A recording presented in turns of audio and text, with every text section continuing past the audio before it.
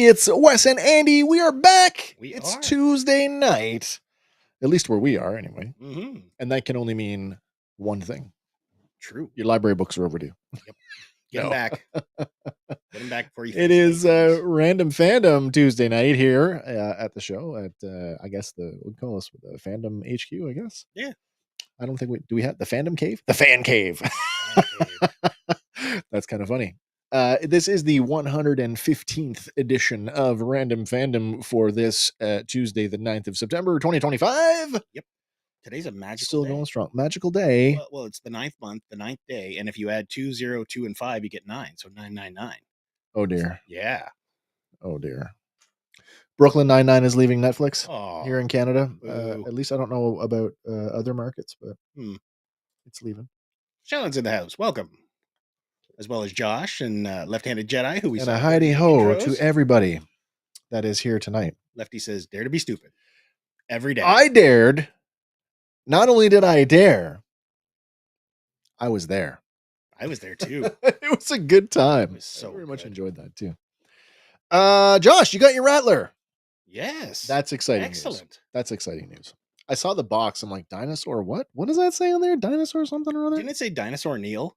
Yeah. Which was awesome because that's a villain from the Tick. Oh, yeah, I guess it is, isn't it? Does Hasbro have a license for that? I don't know for sure. Maybe there's no trademark on that name. Maybe. I don't know.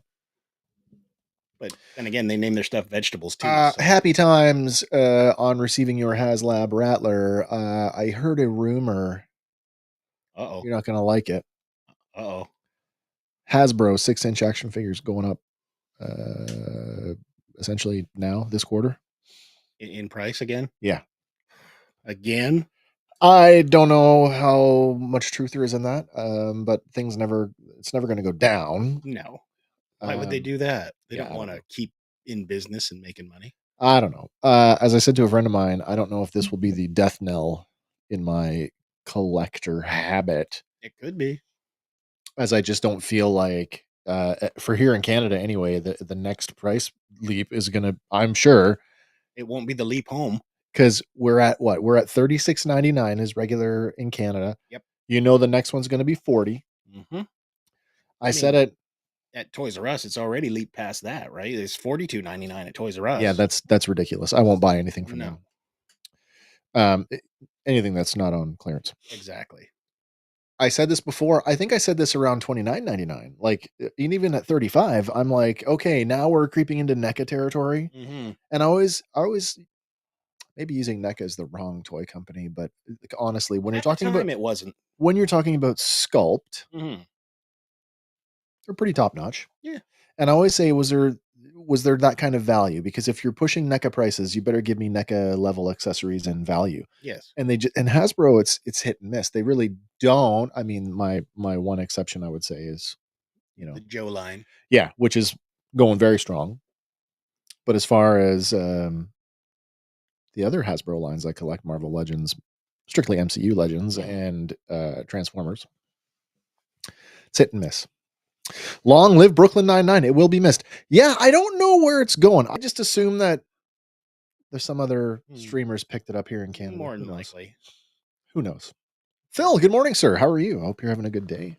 Good, off to a good start. Oh, Josh says $5 for much. $5. So $5 down in the US. That means we're probably going to get that translated to $5 here. We're going to be at that $10 point here. It'll be. Oh, I'm sure they won't do that. They'll fudge it to the nearest. 30. If it's not $39.99, it'll be $41.99. You know what I mean? Because they got that odd number now, that 36. Yeah. Yeah. Well, I'll wait till they hit Ollie's. I Yeah, wish we could wait. We don't have that. We don't have Ollie's. We don't have Ross. Big Lots. We got none of that. Nope. Nothing. Yeah. We got Dollarama in the Dollarama. house though. Yeah, Dollarama. Let's go. Sorry, we're not singing. I don't know. I thought we were singing Ballroom Blitz. Oh, maybe later. I wait for sales. Makes the collecting more random, edge of your seat experience. It really does. Because then you're really like, does, yeah. when you finally find that figure, it's like, oh my god, retail. I've lived with a sort of a perpetual level of disappointment since I've been in the hobby. More so since I moved out into the country, so that just sort of reduced my access to retailers. And I've been resistant to go 100% online for the pre-order route because that's proven to be unreliable depending on who you're ordering from. God damn you, Walmart. Yeah. But I've hit a point again here in Canada. Transformer collectors, you guys, anybody else collecting the Studio Series 86 Devastator as they get released? Let me know. I've only got the first two, and yet the Hook Long Haul 2-pack is already out. Haven't seen it. Haven't seen it anywhere. Mixmaster's out. Haven't seen it anywhere. And I just saw in one of the Canadian groups yesterday, somebody's already got Scavenger, which means they've got the full thing, full Devastator. And I'm like, I'm not going down this route if I can't get it all. No. And if I've already missed stuff, I'm going to be angry. Anyway. Lefty says get better deals. Better deals on the Facebook Marketplace. I would agree with you. Again, Andy and I are living out in the country. For us to take advantage of those deals, it involves a whole lot of driving. So, like, great example, I'm on the fence with whether or not I want to pick up one of these 60th anniversary GI Joes, particularly the infantry soldier. I've seen it as low as 35 in Toronto, but yet in Coburg, which is significantly closer to us, I've seen it for 50. And I'm like, is it worth it for me to drive to Toronto to save the $15, or am I spending that in fuel and time? My time is worth something. It is. So is $50 fair? $50 is fair value for one of those. Yeah. So anyway, I don't know what I'm going to do. I don't know. Oh. Anyway, sorry. A lot of Big Lots have shut down. Okay. Yeah. So the rumor is, Hasbro prices going up. Boo, Hasbro. Yeah. While we're on the booze. Yeah, we might as well get to the sad stuff. I don't mean the booze. I mean, you're on root beer. Root beer. Yeah. It's made from roots. Not endorsing any. Sugar. Not endorsing any one particular kind. A&W, give us burgers.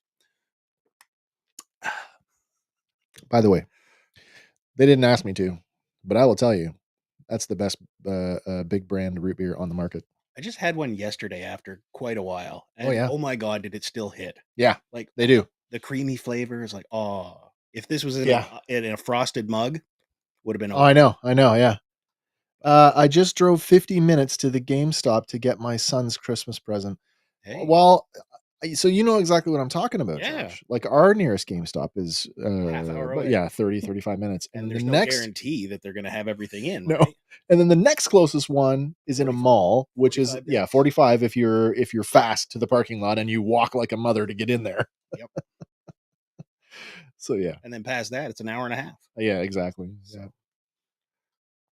Awful times. Josh asked, "What root beer? Root beer was that? A&W. Oh my gosh! There is only one kind, sir. A&W. A&W used to have a big bear. There's A&W in the U.S., isn't there? I believe so. There has to be. I think so. I think it's an American company, isn't it? I can't remember. I don't know. They used to have they call him the Root Bear. Their big mascot. He was this weird. He was like Yogi Bear, but in an orange shirt. And like an orange, like Scottish tam with a white pom-pom on top. Yeah. Bizarre. Yeah. Cool. Oh, by the way, I know I've been saying this for the last couple of weeks. Once or twice. Yeah. If you haven't checked out our social media, do go over and have a look. Phantom Island. Fandom Island coming on Sunday, September 28th. I have all the guests are confirmed. I have all of the choices, and I am currently composing slides. So make sure you head over to our social media and have a look at the Fandom Island promo that's there. It's materializing, and it will happen. Yeah, make sure you show up on September 28th. Bring all of your choices. Don't tell us now. I don't want to see them. Don't put them up now. Yeah, you got to wait till you're in the yard to argue at the Absolutely.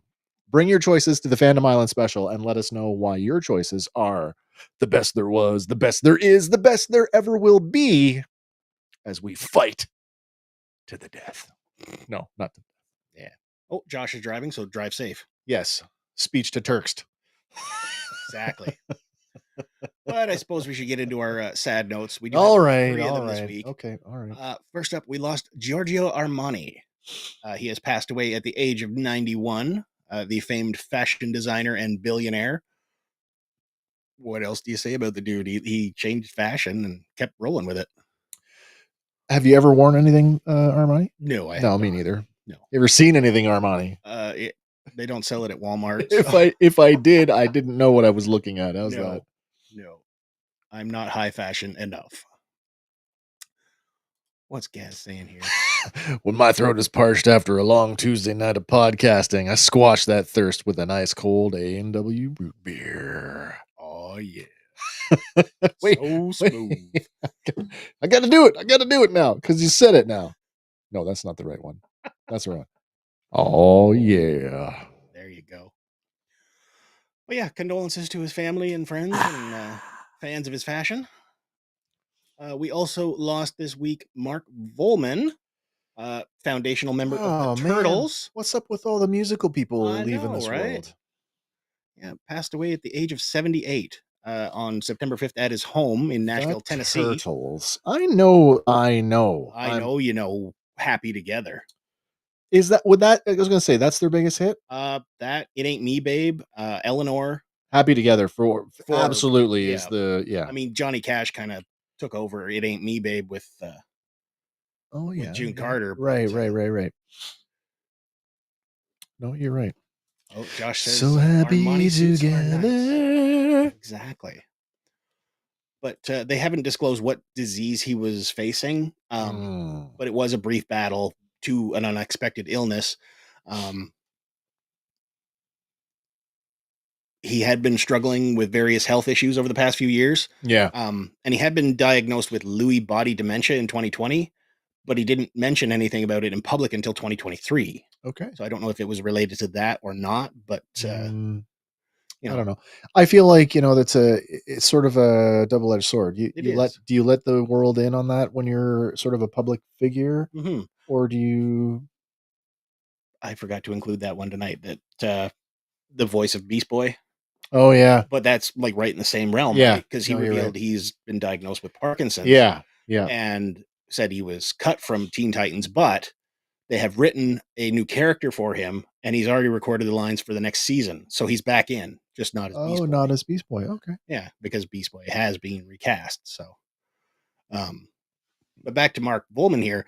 Excuse me. Outside of the world of rock and roll, he was also working on music for a younger generation. He and Howard Kalin were working on stuff for Strawberry Shortcake. No way. Yeah. That's cute. So that's awesome. That's very cute. He is survived by his partner, Emily, and his 2 daughters, Haley and Serena. So condolences to them. Yeah. Yeah. Guys are saying... Wes says to root beer as Billy D. Williams was to Colt 45. Nice. The gun or the beer. Wasn't it malt liquor? Was Colt 45? I guess it was a beer, wasn't it? I think it was a beer. Yeah. I'm not a beer guy though, so not my wheelhouse. But just ask, I'll tell you if it's good or not. Okay. And unfortunately, we also lost Rick Davies this past week. That's a bummer. Yeah. Not like they'd made any new music in a while, but Supertramp is timeless. Yeah. He was diagnosed with multiple myeloma and had canceled the band's 2015 tour. Yeah. But he passed away on the 6th due to complications from a disease at his home in East Hampton, New York. He is the only member to play on all 11 albums.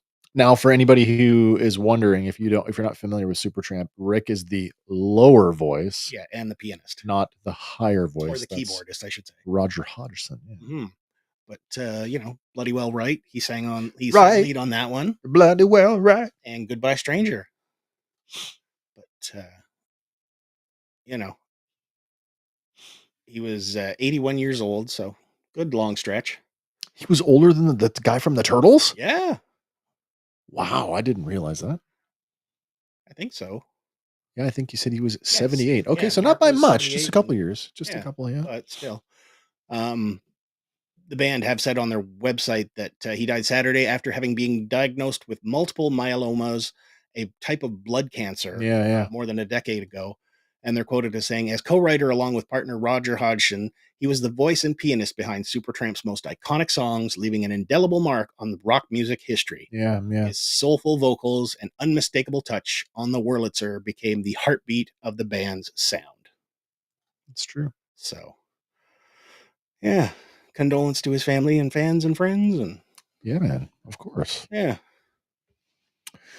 I guess that's it for the in memoriam this week, which so, a short one, which is never a bad thing. Mm-hmm. I guess it's time to. Oh, wait a second here. I suppose Let me time to shift gears. There it is. I found it. Did you? Did you find it? I found it. It is Random Fandom Trivia. That's the one. Mm-hmm. All right. Question for you folks. This week, who was the first Disney princess to have a tattoo?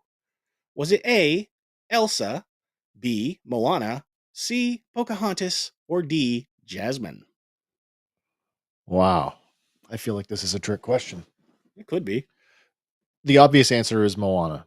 That's the obvious one. Well, she's got all the Maori tradition going there, right? Yeah. But I don't feel it's her. I don't think it's Elsa. Too prim and proper in the snow. It could be Jasmine. Maybe it's like a little ankle thing. I don't know. Wow. The answers are coming in fast and furious. Phil coming in at C, Pocahontas. Mm-hmm. Sean chucking down a B, Moana. That was the obvious one to me. I agree with that one, Sean. Josh coming in C, Pocahontas. Gaz, it's Pocahontas in the lead. Mm-hmm. I guess there's probably no need to run the sounder on this one. I think we're all in for all in. So if you guessed Moana, yeah, you are incorrect. Oh man, yeah, it actually was C, Pocahontas. Seriously? Yeah. Why don't I remember this? Well, as you can see on the screen is it the arm? The red armband like tattoo. Oh, that's a tattoo. It's not a. It's an important part of her character and a visual representation of her heritage and connection to her culture. So it is not a fashion accessory. That is ink on the arm. No, it's ink. Okay. Yeah. So there you go. I like that you picked like 3 of those were like solid, like, oh, it could be. Yeah. That's a good one. Thank you. Yeah. Stick around as we by the way, Random Fandom Trivia will be back next week, as it is every week. Mm-hmm. Stick around a little later in the show as we head into misheard lyrics. Exactly. This week's is it's fun. It's a good one. I actually thought I had dialed up the wrong song when you said, here's the lyric, go get the music. And I'm like, this isn't what you said it was. No, it really is. Oh yeah. Listen to it a little bit longer, dummy. Nah. But accolades out there this week. And the acolyte? Who? What? Accolades. Oh, accolades. Accolades. And they're going out to Oh, right, because Andor. we had the Emmys, right? We did. Yeah. And Andor took away 4. Well, Andor had a ton of nominations. And I'm friggin' shocked. I feel like she did not get one for her portrayal of Deirdre Miro. I just feel like the Genevieve O'Reilly's expression when Cassian guns down her Cloris. Yeah. And like her, like, I don't know how, like, you can fake being startled. Yeah. But like the fear that came through, and again, it's science fiction, right? So like, as a rule, science fiction gets shafted in the acting categories on all these award shows. Which and I think it's really shouldn't. In this case, like, where Andor was so much more mature in terms of Star Wars content, I was really This one rubs me the wrong way. It does. Like, Congratulations on all the wins that they did get. yeah, they got outstanding special visual effects. Well, of course they did. Outstanding picture editing for Yep, a drama yep. series that went to Jan Miles, Sure. base editor. We get sound in there. Usually get sound. We got outstanding production design for a narrative piece or fantasy program. Yep. That went to Luke Hull, who is the production designer, Toby Britton, the supervising art director, and Rebecca Alleyway, who was the set director, set decorator. And then outstanding fantasy / sci-fi costume, and that went to Michael Wilkinson, who was lead costume design, Kate O'Farrell, costume supervisor, Richard Davies, assistant costume designer, and Paula Fajardo, also assistant costume designer. All right. So no sound, no acting, but science fiction show gets it in the special effects category. Of course they do. Yep. What's Gaz saying here? She was a rebel. I heard she did it because mom said she couldn't. Fair is fair. The Legend of Pocahontas. 1613. Cool. That's cool. And this next one, I know you kind of chuckled at it, but this one blows me away. So like I have to frame this the way that I did. I was talking to Kim about this because first of all, Kim liked the first movie, which was a bomb, by the way. Well, at the box office, it was a bomb. Some cult status. Right, because of home media and and streaming. Right. Did you think that Vin Diesel's Last Witch Hunter would get a sequel 10 years later? No. And if that's not shocking enough, did you ever think that legendary actor Michael Caine would come out of retirement at age 92 to be in it? Never. But that is exactly what is happening. Oh my God. Yeah, he is. It's not confirmed. Nothing's finalized, but this is on the table. It is on the table. He's in debate right now, or negotiation right now, to return as his character from the first one. This would be his first appearance since 2023. Yeah, which he retired from acting. Michael Caine is like Sean Connery in the sense that they've both sort of made overtures about, hey, I'm an actor. Sometimes actors got to act to pay the bills. Yeah. I don't feel that this is the case. So what is there about this movie that is attractive enough to him? Like, was Vin Diesel like a son to him? Or I don't know. Hey, Michael, I need you to come back. We're family. Seriously. Yes. Wow is right. Yeah. Josh says never saw the first one. It's interesting. If you are a fan of fantasy, the fantasy genre in general, maybe you're a Dungeons and Dragons fan, maybe you're not, but the inspiration for this was a passion project for him. Yeah, and he said, "This is my Dungeons and Dragons." It is. Right? It's based on his D&D character, who was a witch hunter. Yeah. But, yeah. Oh, we've all heard that Vin is weird. We've all heard that one. Yeah. I think there's probably some truth to that. Could be. But when you're a sci-fi nerd, aren't we all a little weird that way? Yeah. Yeah. But Caine is quoted as saying, I figured I had a picture where I played the lead and it's got incredible reviews. The only parts I'm likely to get now are old men, 90-year-old men, maybe 85. Maybe 85. I thought, well, I might as well leave with all this. I've got wonderful reviews. What have I got to do to beat this? So, why not? Oh, Gaz, no. Seriously, this movie? Jaws 5. He should not do Jaws 5. He crashed his plane. Wasn't he in Alfred? He was in... wasn't he in Alfred? Yeah, he was in Alfred at one point. Was he Christian Bale's Alfred? I believe so. Yeah. But he was also in Jaws 4. He was Ellen Brody's new love interest. Oh, okay. Mm-hmm. Josh says, yeah, I know I'm weird. I have a room full of toys. Don't we all? Buddy. Oh, Shelf Life has joined the conversation. Shelf Life, sir. Nice to see you. I didn't get it today, but I might get it tomorrow. Exactly. Yeah, man. Yeah. So Michael Caine coming out of retirement for Vin Diesel. Who knew? I saw that and I literally did a double take. I read the thing to my wife and we both kind of went, huh? But then she was like, I really like that movie. And because he was the mentor character to Vin Diesel in that, maybe this is sort of a prequel because He dead at the end of the first one. Could be then, yeah. Yeah. Or, I mean, you're in the realm of D&D. Maybe you just resurrected him. That's entirely possible. So, who knows? I'll give it a chance. This next one is kind of nice to see. Apparently, Can I ask you another question? yes. Did you ever think you would live in a world where people use Dwayne "The Rock" Johnson and Oscar in the same sentence? No, but Me neither. apparently we're there. I guess at TIFF, he got a standing ovation of 15 minutes when they played the Smashing Machine. It is. I don't mean to be cynical, but I'm going to be cynical just for a minute. Yeah. Film festival ovations don't have the same weight as ovations in theater with a live audience. True. I don't want to say everybody. Lots of actors get standing O's at these festivals for stuff that maybe it's really artistic, maybe I don't know. But like It it's wouldn't where the translate. it's the paying audience that counts. Anyway, He did break down in uncontrollable sobs during this 15-minute standing ovation. yeah, I caught Oh, I caught I'm wrong. a bit of that. I was wrong. It's not at TIFF. It was at the Venice International Film Venice, Festival. Venice. There you I go. got TIFF on my brain. TIFF's on right now, by the I way. know, and The we got Toronto something coming up for that International later. Film Festival. Yeah. But yeah, Smashing Machine will be in theaters for paying folks October 3rd. Don't get me wrong. There's some movies of his that I've quite enjoyed. Oh, for sure. And I am absolutely interested in this one because as much as I'm not into sports, for some weird reason, I do like sports movies. Mhm.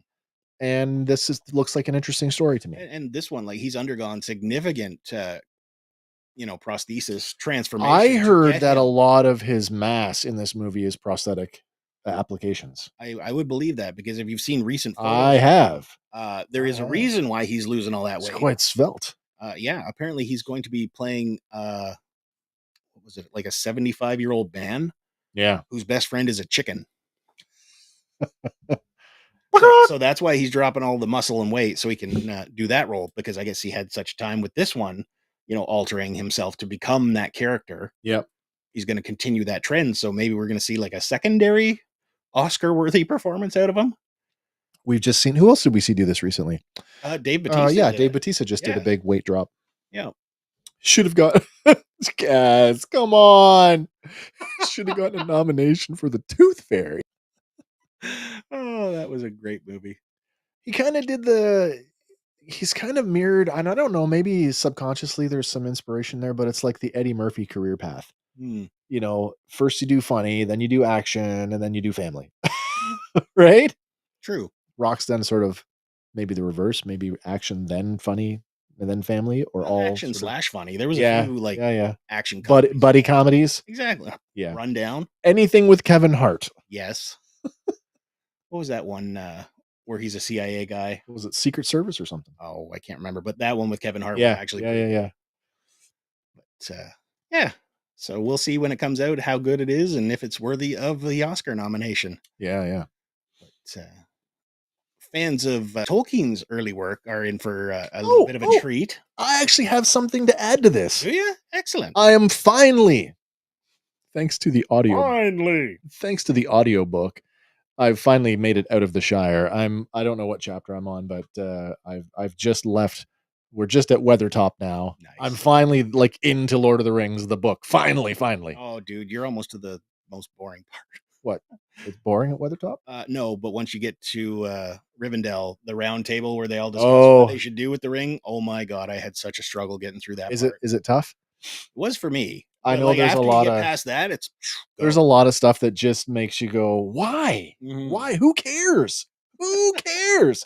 The thing that blew me away. Sorry, I don't mean to go off on a tangent. Why not? Because I, like most people, if you haven't read the book, you've probably seen the movie. Yeah. So if the movie is your gateway to Middle Earth, you remember in Fellowship when like after Bilbo's birthday, Bilbo goes away and then Gandalf and Frodo meet. Mm-hmm. Is it secret? Is it safe? Yeah. Keep it secret. Keep it safe. Look for me on the blood. Yeah. And he leaves. Yeah. They go to the prancing pony and everything, and we get underway. Yeah. Do you know how long that is in the book? Quite a while. That's 9 years before Frodo leaves with the ring. 9 years. Sped that up. What the hell? Yeah, Well, hobbits live a long time, right? So they do. that was like a couple Longer weeks. if they have the pressure. Exactly. But All right. apparently there was a whole bunch of stuff that Tolkien has like drawn, illustrated, whatnot, maps, sketches, and imagined scenes of Middle Earth. Yeah. And he didn't think anybody would ever want to see them. But the publishers have found out about this artwork and they've decided it should be added to the book. So Lord of the Rings fans will now see original colorful versions No way. of these drawings along with other documents from his life. But this is an evergreen book, right? It Like is. you just keep Absolutely. you just keep reprinting it and reprinting it and reprinting it. There's also other photographs and documents from his life, like family photographs and whatnot, even a draft manuscript that he wrote in 1953. But a lot of this unseed work can now be seen at the Tolkien Estate website. Oh, that's very And cool. we have linked to that in the show notes if you want to go click through. There's also a secondary one where an article was doing a write-up on this, and they've showcased, I think, 20 or 21 different pieces. And it's some really good stuff. Two of them are on the screen here. One is The Death of Smaug, and the other is The Misty Mountains. Smaug. But, Smog. Sounds like a smoker's cough. Smog. Well, he's a dragon. He smokes. Or does he smoke? He smokes. He smokes. He smokes. But yeah, it's kind of neat to see. So if you're a fan at all, go give it a look. This next one, I hope it sees the light of day sometime, but apparently there is a finished Alien versus Predator anime series. I don't remember if we talked about this before. I just remember seeing this and immediately asking you, did you know about this? I did not. And I'm like, did we hear something about this in passing and forgotten about it? Either way, it's quite shocking. Mm-hmm. What's Gaz saying here? Look, I'm just gonna say this about Lord of the Rings. It wouldn't hurt to add in some dinosaurs, some giant super robots, and an invading alien empire. I mean, well, you've got dragons, which are kind of like dinosaurs. Yeah. There is definitely an invading alien empire in the orcs. Yeah. And then super robots. I don't know. The Ents. Maybe. Yeah, that's maybe a good stand in. Giant robots. Exactly. Yeah. Giant tree dudes. Or the trolls, I guess. Either way. Smog sounds like an Ewok villain. What was that other one? There was one in the 80s and not as on the nose as the Black Star cartoon. No, but the one where it was little ones and they were fighting Smoggies. You remember that? I do now, but I can't tell you what it is. Rainbow Bright that was fighting Smoggies? It might have been. You remember the Black Star cartoon? Vaguely. Black Star hung out with a bunch of little short guys. They lived in a tree. You know what they were called? Keebler elves? Trobbits. Tree hobbits. Nice. Trobbits. The Trobbits. On the planet Sagar. Not the planet Cigar? Sagar. Well, if you go to Cigar, that's where you get smoke for Smaug. I guess too, yeah. Sagar. But back to AVP. Yeah, Joshua Izzo, former director of licensing at 20th Century Fox before the Disney buyout, he sat down for an interview with Perfect Organism, and he revealed that there is an Alien versus Predator anime series completely done, finished. It was supposed to be part of the annual celebration of all things Alien Day. It is a 10-part anime, which is a continuation of the Alien versus Predator franchise. But the idea came out that they were going to have a direct-to-video adaptation of the comic source material. Yeah.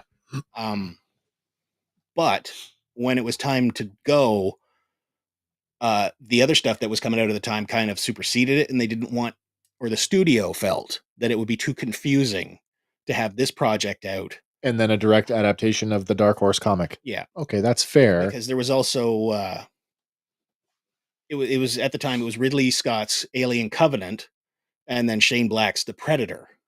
Oh, sure. Which were also at that time, and they figured, we don't want to take away from those two. Listen, there's a lot going on for both Alien and Predator franchise currently. They are both enjoying a very good resurgence. Mm-hmm. We just had Killer of Killers on the Predator side. We've got Alien Earth. We've got Predator Badlands coming. That's coming too later this year. Alien Earth is so freaking amazing. I will say this: if Disney is concerned that they're about this, they only need to look to Star Wars. Yeah. and look at Star Wars Visions. There's a bunch of stories that don't exist in the main narrative And that are they are not connected in any way. and they're great. They are. So just take it from me, Disney. I know you don't care what I say, but let this out. Let it out. Mm-hmm. Let it out. Somebody get Gaz a director's chair already. Oh, and he follows that up with, lasers and flying saucer aliens. Picture Earth versus the flying saucers meets Jurassic Park meets Lord of the Rings. Did they not do that in Wow. one of those weird comedy mashup movies? I mean, Like Dude, ultimately, Where's My Lord of the Rings? all of those genre things, Star Wars. Yeah. It's Star Wars. It is. Aliens versus Godzilla. You know That would what? be cool. Sure, why not? I mean, they're doing Godzilla versus the Marvel Universe right now. Even though he's been fighting the DC Universe. Sean says, I'd like to see that. That would be cool. And Gaz follows it up with, at Treasures, only if you're my director Only of if you're the DP. Nice.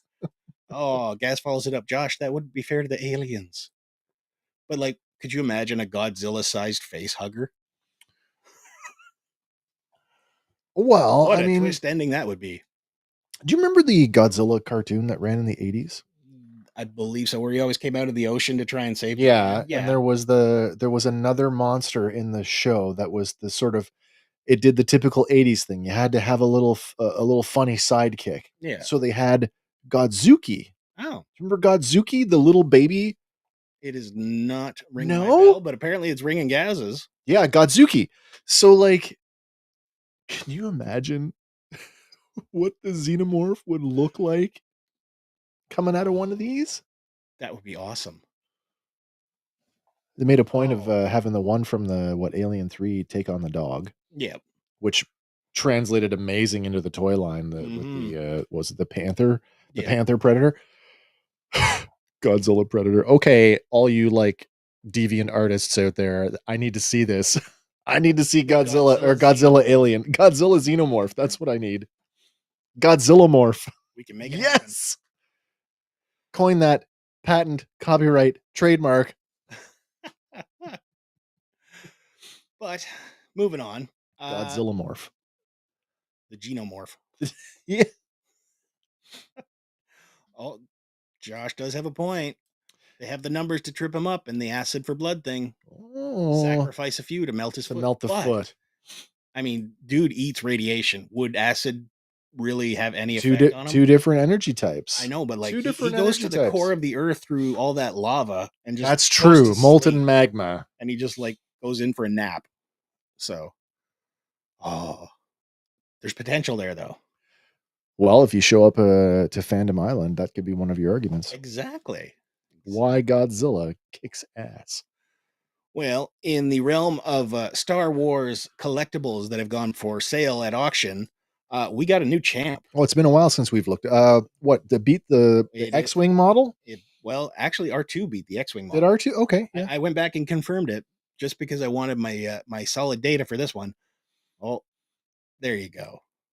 I named my last car Godzuki on the Ford site. When I brought it in for repairs, they would call it Godzuki. That's the awesome. Best. I love that. It's true. Rock versus acid, but I wouldn't be sticking my hand in either one of them, so that's me. Anyway, though, Darth Vader's lightsaber just fetched a huge amount at auction. It ended up pulling in $3.6 million. Oh, million. Yeah, this is the one that was screen used in Empire during the whole "I am your father" scene. Yep. And it came back for the throne room battle in Jedi. You know what? Sorry, one more time. What was that? It did what? It came back for the throne room battle. Oh yeah, in Jedi. Okay. Your Vader image is a Revenge of the Sith image. I know. I just grabbed a random. Did you know that? You knew it was Revenge of the Sith. I just grabbed a Vader. Just looking at it though, do you know that that's Revenge of the Sith Vader? Because of the gloves? No, because of the helmet. Oh. It is the first time and the only time where the helmet is perfectly symmetrical. Because they had the tools to basically do half and then mirror it. Oh. All the other helmets are handmade. Which is probably why it's on the list of most expensive props. Yeah, man. But yeah, the bidding started at 500,000. And it started at 500,000. yeah, only 500,000. They estimated that it would go between 1 and 3 million, but it did tap out at 3.6. So, Are we talking about the Conan thing? the Frazetta art, Yeah, I did not put that one in, it's a good. but it is a good. We'll talk about side, that a side note here. between stories because that sort of tacks onto this. It does. But the original, the previous leader Yeah, of the pack was the original trilogy R2D2 that was cobbled together from parts that went right. for 2.7 million. Then Oh, right. Then the the Red Leader X-Wing. X-Wing for 2.3. Yeah. Han Solo's DL-44 for 1.0. We should do an update to that video. We should now because it's not accurate anymore. No, it's right? not. It's not. But Vader's helmet was next at 898,000, and then rounding out the top 5 was the Panavision PSR 235 millimeter camera they used to shoot it at 625,000. So it is now the champ by almost a million. I just need to look this up. Where is it here? It's there somewhere. Is it here? It's not here. Is it still on? I don't even know if it's over yet. It could be over. 3 days. What's the date today? The 9th. The 9th. So this actually hasn't started yet. Oh, even better. Yeah. So talking about pop culture, I don't know if anybody out there a Conan fan?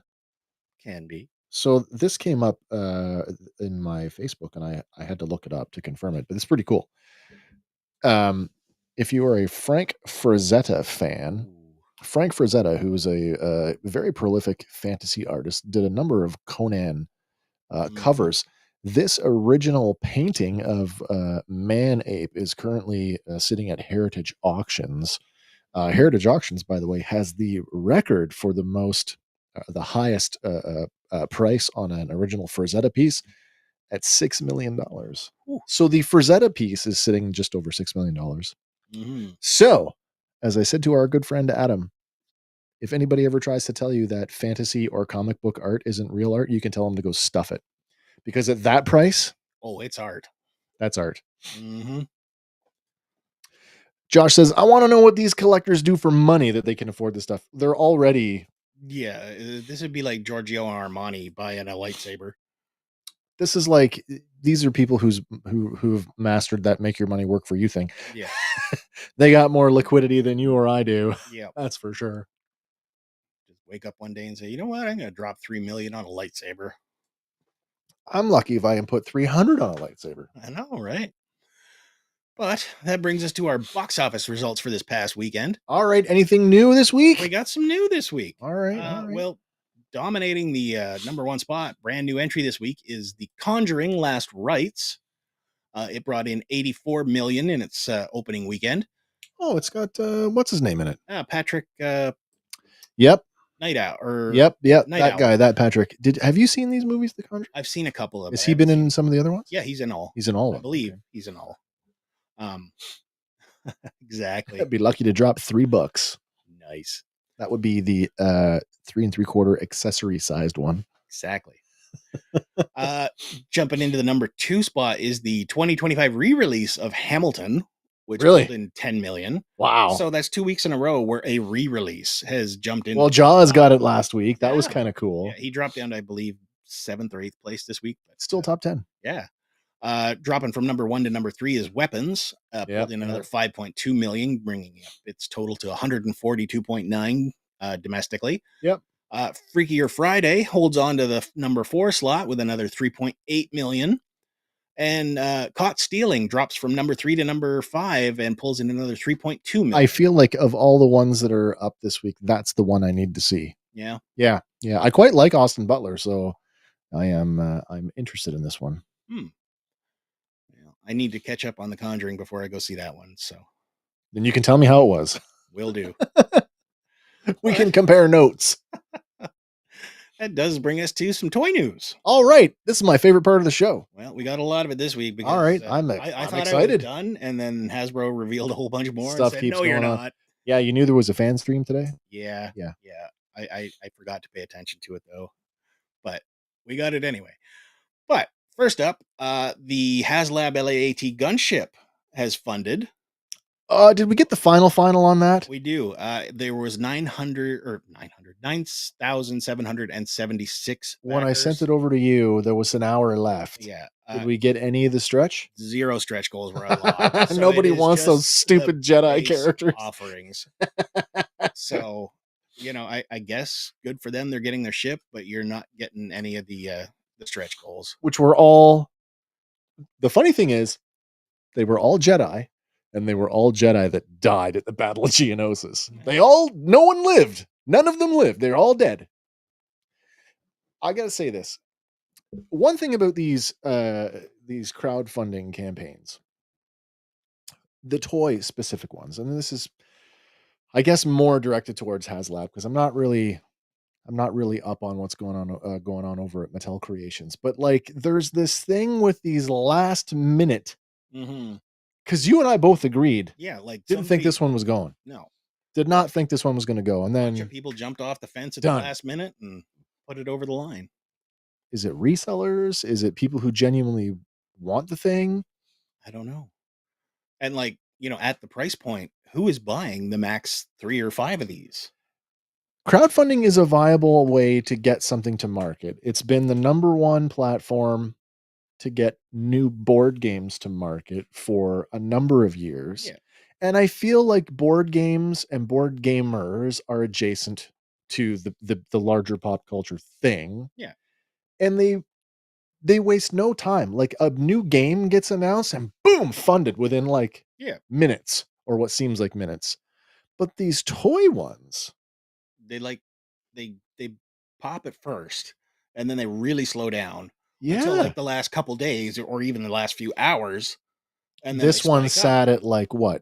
Just over 5,000 so, for most of the campaign. Yeah. Yeah. Josh says, wouldn't mind having it, but it is expensive. No, there's no denying that. Yeah. And Gaz chiming in on the who art says piece. that a Jim Lee Group shoot piece from Batman Hush sold for $504,000, and a Liefeld page from New Mutants sold for $93,000. So whoever said that comic book art isn't real art, take it back. Exactly. You never went through that as a kid? Comic books aren't real books? Oh yeah. Right? Yeah. Well, then why are they called graphic novels? No. I always use, there's a better analogy than that. And I don't know if it's still true today. It probably is on some level. Although the analogy that I'm going to use is less relevant because newspapers are less and less of a thing. True. When I was in high school, the average newspaper was written at about a grade 6 English level. The average comic book was written at a grade 11 English level. So don't tell me that comic books aren't real. Anyway. Yeah. Back to the toys. Also from Hasbro, we got our first look at the Marvel Legends Cyclops and Jean Grey 2-pack inspired by X-Men 97. I know we've got... I like that the optic blast part, so you can do the... Yeah. He blasted his way down from space. And stopped himself from splatting. Yeah. Which is a really nice addition. I know we've gotten versions of these two characters before. Yeah. But these are, in my estimation, far superior to those versions, especially the Jean Grey. Do you own any of the other ones? I do. You do, own eh? the Jean Grey, and she can't stand worse. Well, then you're qualified to speak on that. You should definitely tell. Yeah, but based on what you see in the X-Men animated series, you're gonna need these if you're going after that whole set. Did they do in season 2? Did we get the entire team in their classic costumes? I don't think we did. Did we? I have to go back and watch for sure. Banana hammock. Yep. Need a Nelson right there. There you go. Yeah, my dad says they're not real books. He would tell me I need to read more. Read more comics. Sorts itself out. But pre-orders for these are, I believe, live now. Premium deco, lots of posability, 10 series-inspired accessories. Premium deco, you say? Premium deco. That's what they say. I would argue that's not true. Jean Grey's boots are painted on. Like the boots? The boot. The high part of the boot, that's painted on. There's no... that doesn't look like there's any mold there. No. But what? So she's got... she's got extra hands, hands with the little telekinesis. Oh, yeah. She's got the... We've had those before. Who's got those? I think Wanda came with a set. I feel maybe? like those are almost the same as the energy effects that we got with the Star Wars, the electricity effect. Could be. It looks very similar. Could be. Josh says that's why I got the Star Wars books. Get them Star Wars books. Yep, Can't yep. go wrong there. This next one, I guess, is next in line. You remember the Death's Head one that came out with the Marvel Card Series 2 inspired packaging? Yeah, I do. Well, we've got our next one, and it is the Scooper Scroll. The Scooper Scroll? The Scooper Scroll. Super Scroll. So this is really different than the Build-A-Figure they put out, as this guy has got translucent red legs for the Johnny Storm For Johnny, fire yeah. effect. Yeah. Also comes with multiple arms, multiple heads, and a flame effect. What But does the flame effect go on a hand it or goes on a foot or the on a stretchy leg? Or, hand, I believe. it does, eh? So he can be punching you with fire and With stretching at the fire. same time. But it's a good update. I don't know if it's the angle that the photo is taken at, but it makes his head look big. Well, he does come with 3 different heads, so maybe one's bigger than the other. Maybe I don't he's know. stretching out, but Yeah, maybe. If you missed out on the Build-A-Figure, this is a good way to get him. Old nutsack chin. Mm-hmm. But yeah, I guess he will be an exclusive for New York Comic Con this year, and then that's coming up here. Shortly. And then after the fact, he will be, Pulse, Hasbro Pulse, and other stuff. So right. Sean says it's a pass because the BAF is better. Yeah, if you're not a fan of the leg style, definitely the BAF is better. Well, and I know you're not a fan of translucent ones, but one. Just count. I got Iceman, so that's 2. Yep. How many translucent action figures do I own? I don't know. You got Spirit Yoda? Nope. Well, there you go. 2. I own 2. Maybe more, but 2 off the top of my head. Gaz wants to know. Everybody, who's your favorite X-Men character? Mine is Cable. Ooh, favorite X-Men character. Do they have to be a full-fledged member? Could they be a part-timer? Well, Cable's kind of a part-timer, right? I mean, he was New Mutants, then X-Force, and eventually X-Men. Or are we just talking X-Men universe? Oh, boy. Well, that's an easy one then. Yeah. Firestar. Yeah, she's always been one of my favorites. I know she was invented for a cartoon, but they developed her so nicely in her solo title back in the 80s. Nice. Oh, Josh says Nightcrawler for his. Nightcrawler. Very good. Nightcrawler. The Incredible Nightcrawler. Good choice. Moving on here, though, because it's McFarlane, and why not? How about Batman Flashpoint, the black and white accent gold label edition? Oh, it's Bruce's dad. Yeah, that's cool. Yeah. Pre-order for this one goes up September 18th, exclusively at Big Bad Toy Store. So if this is up your alley, then you got to go there. Is this just a hyper stylized version for the toy? Because did he sport? I thought he was black with red accents. Yeah, this is the black and white accent, so it's a weird color variation. Okay. Specifically to make it gold label. Squeeze it, Dottie. Squeeze it. Oh, you just wait. Any X-Men hero or villain. Okay. Fair enough. Next up, we get the Scarecrow, based on the DC Classic version of him. Not a bad looking figure. I'm curious if he is actually coming with the skull, because that'd be a cool little touch. Well, if he's coming with the skull, then I need a headstone too. True. No, we could make those. I guess we could make those. We could make those. But September 18th pre-order on this one, as well as this next one from the Batman Incorporated storyline. It is, guess what? Batman. Oh boy, another Batman. I'm not sure what's going on here. If that's supposed to be that's supposed to be and then that's supposed to be a glow effect off the light. Yeah. So I'm sorry, that's dumb. It's another Batman. Way to go, Todd. That's dumb. Todd. And you thought Superman without trunks looked bad. Look at that. Yeah. Now I can't look away. Oh my God, that's horrific. Well, here, I'll help you look away. Okay, because this next one's actually pretty decent. It's from the Batman Hush storyline, and it is the Riddler. Oh, that's interesting. I like this version. That's looks like emo Riddler. A little bit. I mean, he's out of his Jim Carrey onesie. Yeah. He's a bit more ready for the street. But then we get Still has the cane though. I like that. Yes, that's a good touch.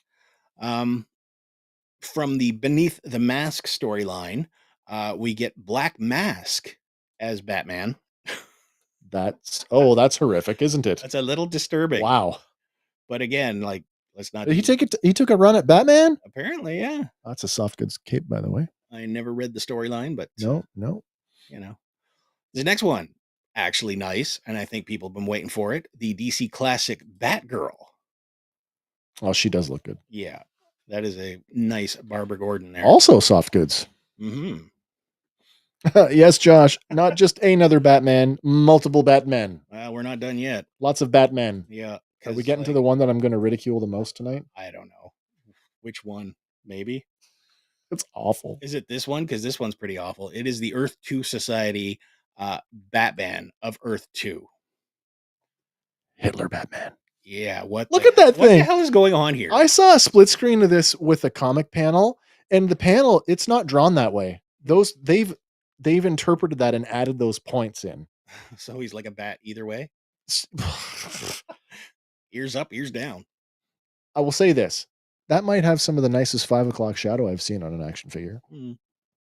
But that cowl with the under the nose, the lip piece, I just can't not see a Hitler stash. Yeah. I hate to say it, but that's what it looks like. It does. I don't know why we needed this one, but I don't care for this. Sean says, nice Riddler. Yeah. Yeah, the Riddler is nice. Milax in the house. Welcome. What's up, Milac? And says to the Batgirl, that's a beauty. She is. She's very nice. Really nice one. Josh also says, not bad. And then as far as Hitler Batman, he says it's meh. It's definitely meh. Like I don't get meh. Are these all gold label? Because he's got a soft goods cloak too. No, he is not gold label. He's just regular.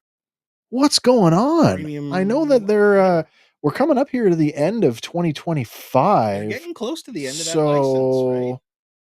I mean, is he really trying to go out with a bang here or what? If he's going out with a bang, give us some goddamn characters we don't have yet. Yeah, we don't need 15 more Batmen. Gaz says, what the heck? What the heck is right? And Sean says, it looks like Jim Gordon is Batman. Jim Gordon Batman. Well, Jim Gordon did take a turn. No, he did, in a rookie suit. Yeah. But and then I guess in something else. But anyway. Hey, why not one more Batman from McFarlane? Didn't we know this was coming though? We saw a preview of this. I believe we saw the actual Mobius one. Oh, Mobius. Yeah. So he got his chair a couple weeks ago. Well, now from the Dark Side War, we get Batman with the Mobius chair. Are they reusing the same chair? I believe they are using the same chair, maybe just redecoed. I remember this. But this one goes up for pre-order on September 17th. And he's like, this is where he found out there were 3 Jokers. Yeah. And he there was a time where he's like, I know everything. Yeah. But that's cool. Did you know Todd was going to make so many figures of you? That's good. Josh says, I need a new USS flag. A new flag. Get one. Gaz says, at this point, who hasn't been Batman? I haven't been Batman. Not even for Halloween? Nope. Nope. Never interested me. Milac says, I'm waiting on Todd's Batman Returns run. Penguin with his duck ride. Oh, that would be a good one. Ooh. A nice Danny DeVito penguin. 7-inch scale duck car. Yeah. Wow. But one more from McFarlane this evening. We have from the Justice Society of America, Dr. Midnight. Oh, so the original Dr. Midnight. Yeah. That's cool. Also with a soft goods cape. So they're really pushing that. And I'm okay with that. Yep, it's coming. That's cool. Excellent. Moving over to Jada Toys for a minute. We don't talk about them very often. No, but I think we're going to start talking a bit more just because of what they're doing there, and it's their stuff's good. Because they got like the Street Fighter stuff, right? And then they do a lot of the so all of my like Hollywood, like if you're into like the Hollywood rides, and for those, it's hard not to get those because the price point on them really affordable. Even here in Canada, I think the 24 scale Hollywood rides are what, $12? If that, yeah. I think they're about $12. Oh, Josh was Batman for Halloween a few times. Nice. Even had Batman PJs. Sweet. But over at Jada Toys, another Big Bad Toy exclusive. This one is the 1/12 scale Frosty the Snowman. This one bothers me. Really? I already told you. The coloration on the flower on the hat. No, the hat. The hat is wrong. Well, it's the wrong color. Is it inverted? No, it should be black. Hmm. There Oh, Hank Solo. I am Batman. I'm Batman. Frosty the Snowman.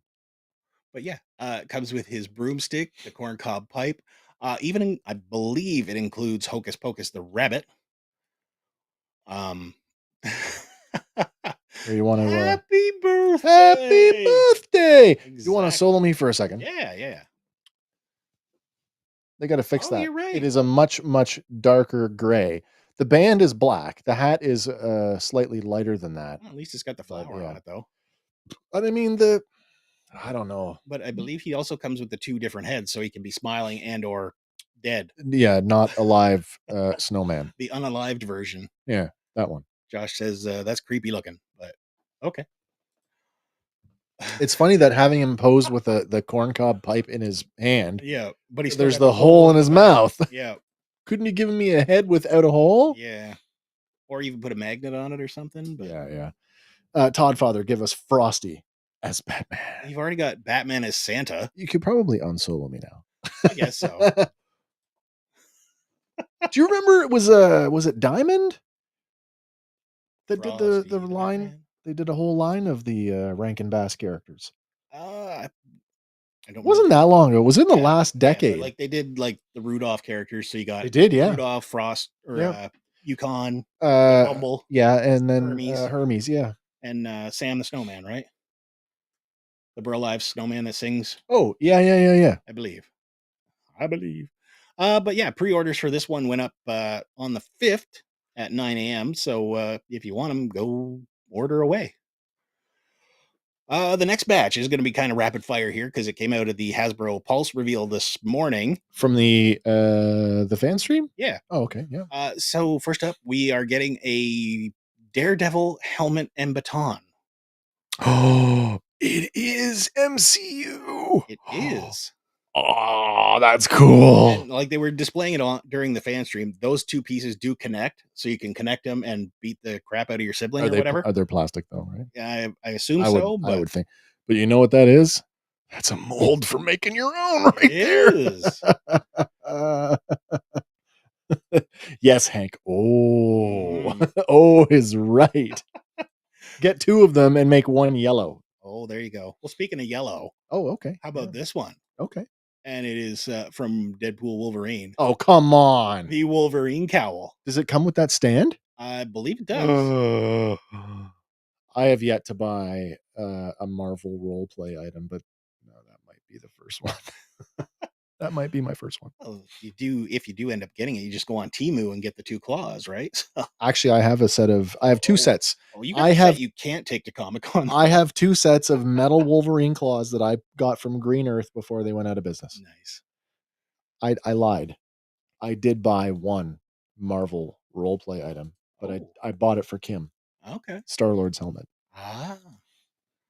Take my money. No, absolutely. This is great. And if they did the brown version from the Wolverine, I'd want that even more. Mm-hmm. Because that would go great if I could pose my claws with it. But that's not all they revealed. Okay. We also got our next wave of the comic series where they come with the teeny little comic books. Oh, yeah. Remember, like Space Knight, Adam Warlock. Yeah, they're cute. They are. Well, we've got our next round, and starting this one, I know is anticipated because I want it. X-Force Feral. Oh, that's pretty cool. And she comes with a miniature copy of X-Force #1. That's pretty cool. Yeah, and like, articulation wise, that is a pretty dynamic pose you can get her into. They're like really cat-like. Yeah, very much so. Go along with it, very much. So she was first out. Then, and these ones go up for pre-order September 10th, so tomorrow. So you're saying, they did ROM Space Knight this year. Yep. Last year they did Crystar.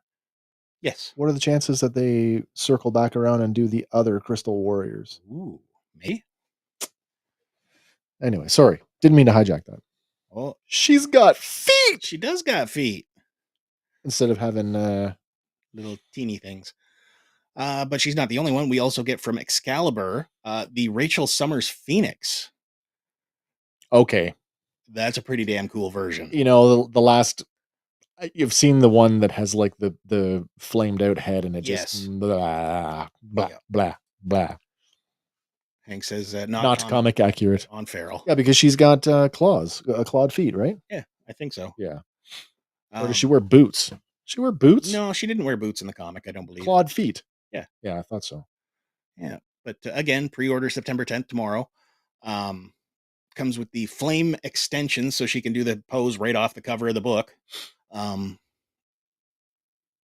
says that's nice. And I agree. I'm definitely considering this one. Comes with extra hands, 2 sets of extra hands, actually, extra head and the flame wings. And then the next one. I do like the flame wings, by the way. Mm-hmm. They kind of remind me of Falcon a little bit. A little bit. The comic book Falcon. Mm-hmm. Hank says no Layfield could draw Farrell's feet. That's why in Deadpool and Wolverine it was Layfield's just feet. Yeah. But moving on here, if you didn't get him the first couple times, you've got another chance here for the Silver Surfer. Okay, this is cool. This is a comic book version. It is. So it comes with 2 extra sets of hands and its board, as well as a copy of Silver Surfer #1, miniature version. What's to say? Are we still? Is it the same? Oh man, it's been a couple years now. They had to have updated that. I would hope so. We're not using the same. I'm looking at my Iceman going, is it the same? No, he's got a butterfly joint there. Yes, he does. I don't think the Iceman does. I don't think your version does. No, I don't think so. I got the classic. I got the retro carded version. Yes. No, he does not have one. Yeah, Hank is correct. Another drop ball chrome wise. This would be a perfect one for that. Why they're not doing that? Is there something we don't know? Like all the chrome toys from the 80s contain lead or something, and we're not supposed to touch them anymore? There's something to do with that. The way that the chroming process, because it's not chrome, it's something else. Yeah. Milac says pinless for the first time. Pinless for the first time. That's cool. Mm-hmm.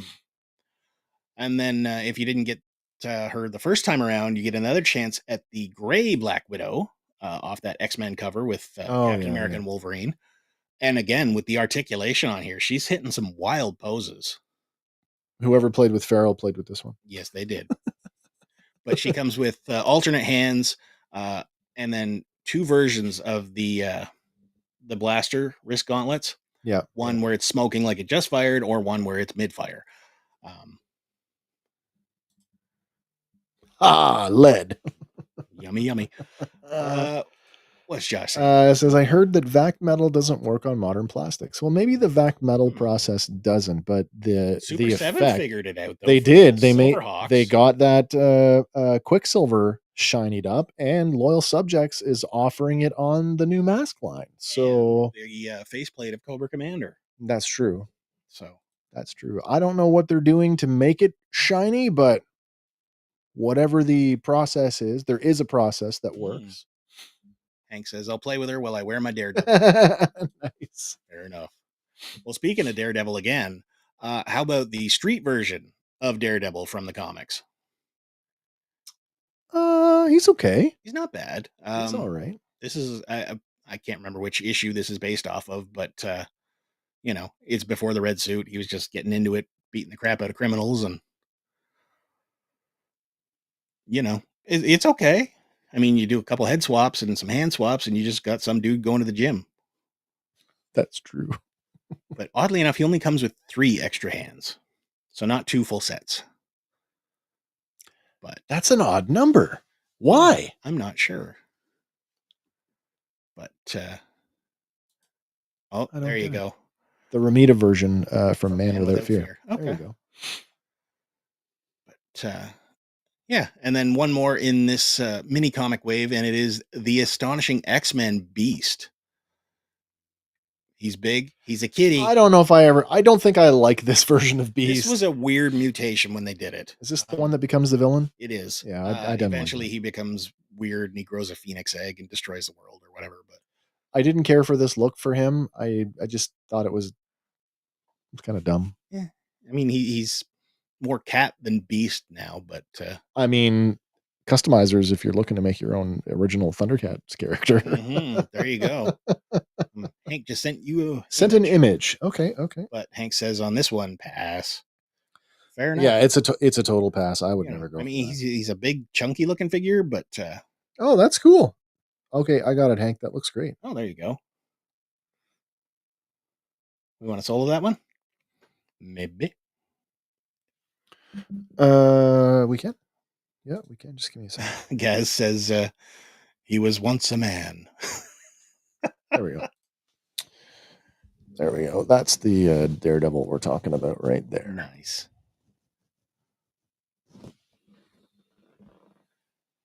And Josh says that Daredevil looks like the Kate Helby's character from Princess Bride. The Dread Pirate Roberts. The farm boy, Wesley. Yes. Oh, that's funny. As you wish. But yeah, that is our mini comic versions. We also get a couple more, though, going out for pre-order September 18th. It is the Deathbird and Gladiator 2-pack. Oh, that's not bad. It is not bad. I know she's got a maniacal looking face, eh? Yeah, she should, though, right? She also comes with an alternate head. I'm not fully sure what he comes with because it's Gladiator. Like, he's just a big friggin' purple Superman, right? Yeah. But if you're building out your Shi'ar collection, he comes with her. That's what he comes with. Yeah, basically. Then we get another one from the Gamerverse, and it is the Punisher and Nick Fury. Oh, that is like 90s animated Punisher from the Spider-Man series. Fury looks like he just walked out of an episode of G.I. Joe. Yes. He seriously does. But they come with like a whole bunch of different pew-pews. He comes with a bat. There's a case with money, alternate hands, even a grenade.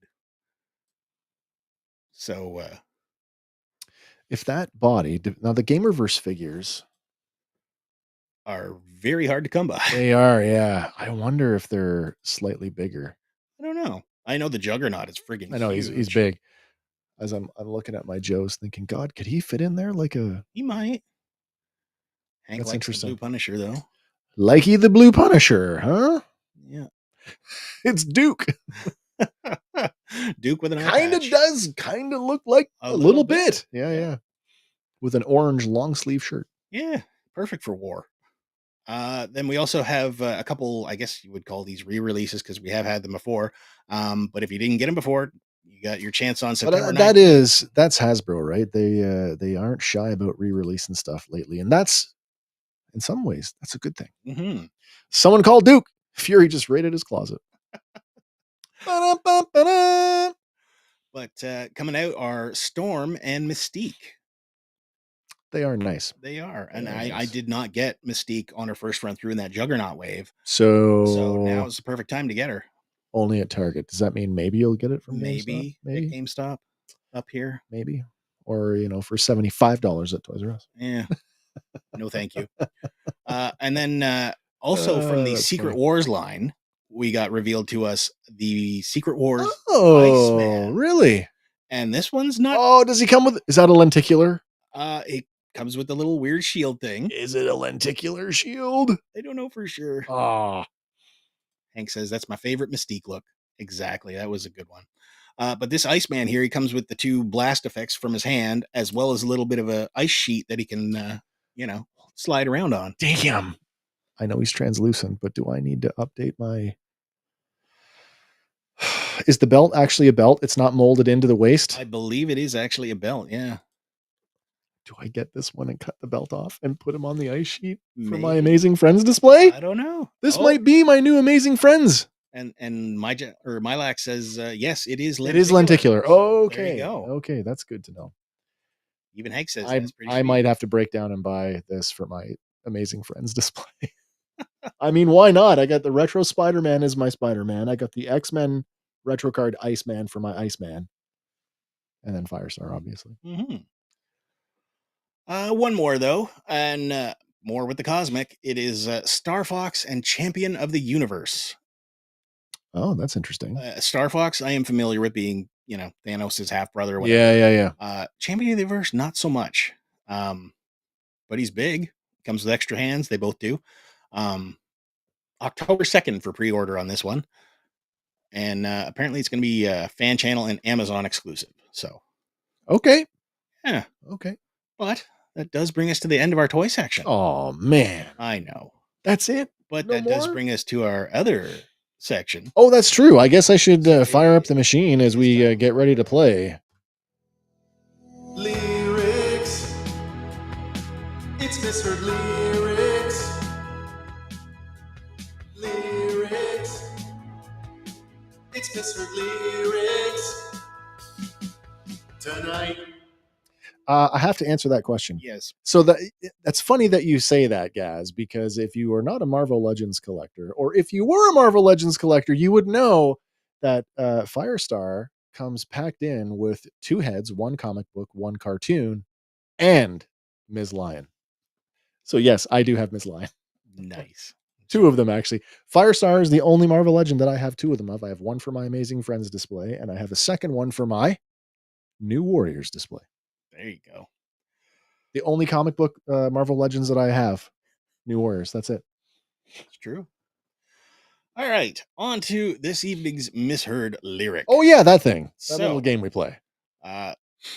Our misheard lyric this evening is I'm hairy, woman. Wait. I have no idea who that is there. I know.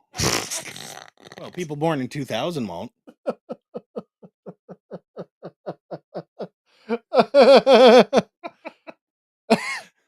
As always, we're looking for the correct song title. The kind of blurry image in the background is a clue. We'll run the sounder and we'll check in on your answers right after this.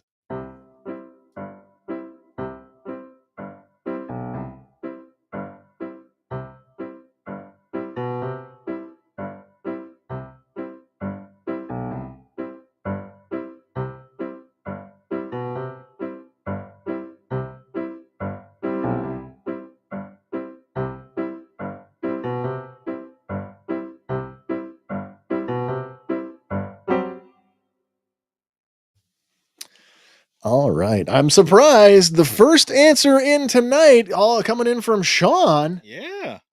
Whitney Houston, I'm Every Woman. Mm-hmm. What else we got? Josh coming in with Whitney Houston. Whitney Houston, I'm Every Woman. Uh, Hank also coming in with, the Whitney Houston, The Greatest Love of All. Oh, so close. Finally, I know one. Wait, we got to get to the Gaz line. Yeah, the Gaz line here. Make believe I'm everywhere, hidden in the lines, written on the pages is the answer to a... Never-ending story. I don't know. I know you'll tell us. I assume so. Hairy woman. Yep. But Sean and Josh, you are correct. It is I Am Every Woman. Of course, if you don't remember what the line actually sounds like, it sounds a little bit like this. Uh-oh. Gaz is yelling at me. Andy! Was that right? All caps. All caps. You're either like really, really good or you're really, really in trouble. Well, if it is that song, I should know it's one of my wife's favorite movies. Never Ending Story? Yeah. 1 or 2? 1. Like you have. Not to the ask. horse. No. The one that traumatized everybody. Yeah. But yeah, I'm Every Woman by Whitney Houston. From the 1992 album, The Bodyguard original soundtrack album. And like we say, American singer and actress Whitney Houston recorded I'm Every Woman for the soundtrack. Her version was produced by Narada Michael Walden with additional production by David Cole and Robert Civilis from CNC Music Factory. Recorded it during her pregnancy with Bobby Christina Brown. So yeah, her version. This was it was Shaka Khan Shaka originally. Khan song. Yeah. It was released as the second single from this soundtrack on January 2nd, 1993 by Arista Records. So So this record was all covers. yeah, It was more than one. it was. More than one. I got it. Well done. Well Yeah. done, sir. Josh got it too. There we go. Never ending story, yeah. Bastion, say my name. And then never figured it out until friggin' Robot Chicken. Figured what out? Moonchild. What? That's her name. Who? The horse? No, the new name that he gives the childlike empress because it was his mother's name. Moonchild. Oh, it's been a while. I'd have to go Like- back and watch it. So your mom was a hippie. Zazel's in the house. Good Welcome. morning, sir. Welcome to the show. By the way, Zazel and Gaz both appearing on Fandom Island here on the Fandom Power podcast channel, September 28th. Coming to get It's stranded a with Sunday night, 6 p.m. Eastern. Bring your choices and get stranded with us on Fandom Island. Mm-hmm. Update to one there, I guess it was last week or the week before? Week before, I believe. But Brent Hines, the Oh, yes. Yes. Mastodon I was quite guitarist. surprised, but not surprised. Yeah, it turns out the police have determined that he was at fault Yes. for the accident. It was an at-fault Yeah, crash. which claimed his life on Speed August 20th. was a factor. It was. Based on the camera footage, they clocked him going, what did they say here? Between 63 and 68 miles per hour, roughly double the speed limit yeah. in the area where the crash occurred. Now, there is a report that included what appeared to be a conflicting statement by the driver of the BMW and one witness that said they were positive the light was green when they went through, but other witnesses stated no, the light was red. So, Man, regardless, it sucks. But speed kills. police aren't infallible. No, They don't always get it right. No. So who knows? Who Yeah. knows? But that is the official. That's the official. That what is they're the putting it down official. to. Yep. So, still condolences to his family and friends and fans. Of course. Yeah. Of course. This is good news, though. Yeah. If you were a fan of Hulk Hogan's Rockin' Wrestling, Dun, dun, dun, dun, dun. Yes. Hulk. We already talked about that. I know. That the theme song is a Jim Steinman. Yes. Yeah. Yeah. Oh, thank you, Zazel. Like button activated. Thank you, sir. But according to a report from Variety, WWE Vault YouTube channel is going to be releasing certain amounts of episodes every Saturday morning. Are they going to stay up once they're up? I believe they are. We've Okay. included the link in the show notes. And they're going to be releasing 4 episodes every Saturday morning, starting nice. this past Saturday. So there's Oh, already shit. 4 up. So wait, really? Yeah. I'm going there right now. Yep. What is it? The WWE what? It is the WWE Vault YouTube channel. WWE Vault. I mean, you could just click on our show notes too. That's true. But yeah, series aired from 85 to 86. Included Yes. wrestlers like Hogan, Roddy Piper. Dear Lord, it's right here. It's awesome. I watched a little bit of it. Like the theme song just, it brings it back. 4 episodes. Hogan's Rockin' Wrestling right there. Oh yeah. The actual hang on a second here. Rockin' Wrestling. Oh, there you go. Zazel just watched a couple on YouTube last Oh, that's weekend. sweet. Hank did too. Excellent. But yeah, I guess they just launched this Vault channel back in June of 2024. So it's got classic and rare content from the WWE library. So who knows what you're going to find there. But it's nice to see that they're including this too. Trying to find the Jim Steinman composed the theme song for the 1985 animated series, and also created Hulk's theme. It is also it's not just based on, it is the song that he wrote for Bonnie Tyler, Ravishing. Oh geez. If you've never heard Ravishing with or you want to hear Hogan's theme or the Rockin' Wrestling theme with lyrics, Bonnie Tyler's Ravishing. There you go. And it's pretty impressive. Nice. Well, how about some history? Oh yeah, man, of course. All right. Let's do it. Teach me something. On this day in 1926, NBC was formed. Are they that old? They are that Wow. old. They are the national broadcasting company that was formed on this day in 1926. That's true. The oldest major broadcast network in the U.S., and they're frequently referred to as the Peacock Network. Yeah. Little peacock logo. Do you remember when we covered Ewoks? Yeah. And we started with an overview of like what did Saturday morning look like Yeah. in that year. Yeah. I remember because I looked up all the logos, the network logos for the years that the shows were on, Yeah. and I remember seeing that. Yeah. It's a mallet and a piece of an because a xylophone. they've got the 3 chimes like the Ding, ding, ding, ding. Yeah, that's it. And that came about because of a Georgia Tech football game. Okay. Somebody in the network heard the 3 notes and asked permission to use them for NBC. So that's cool. The chimes were first heard in 1931 and became their first audio trademark. Ding, ding, ding. Yeah. I'd want that for a doorbell. Also on this day in 1966, Adam Sandler was born. He owed. Yeah. He owed. But primarily a comedic actor in his multiple films.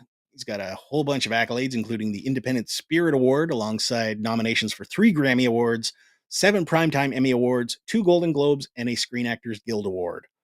In 2023, he was awarded the Mark Twain Prize for American Humor. Good for him. Yeah. On this day in 1980, actress Michelle Williams was born. Oh, cool. Yeah.